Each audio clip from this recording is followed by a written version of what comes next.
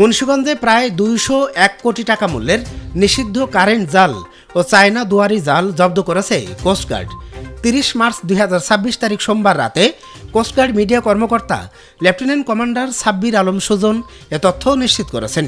এ সময় তিনি বলেন, গোপন সংবাদের ভিত্তিতে গতকাল 30 মার্চ 2026 তারিখ সোমবার ভোর 6টা হতে সকাল 8টা পর্যন্ত কোস্টগার্ড কম্পোজিট স্টেশন পদ্মা কর্তৃক মুন্সিগঞ্জের পদ্মা উত্তর থানাধীন পদ্মা সেতু টোল প্লাজা সংলগ্ন এলাকায় একটি বিশেষ অভিযান পরিচালনা করা হয়।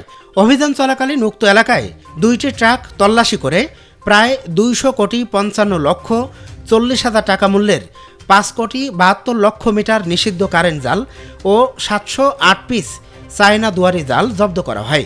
পরবর্তীতে জব্দকৃত অবৈধ জালসমূহ লৌহজং উপজেলা সিনিয়র মৎস্য কর্মকর্তার উপস্থিতিতে বিনষ্ট করা হয় এবং ট্রাক চালক ও হেলপারের মুচলেকা নিয়ে ট্রাক সহ ছেড়ে দেওয়া হয়। তিনি আরও বলেন, মৎস্য সম্পদ রক্ষায় কোস্টগার্ড ভবিষ্যতে এ ধরনের অভিযান অব্যাহত রাখবে।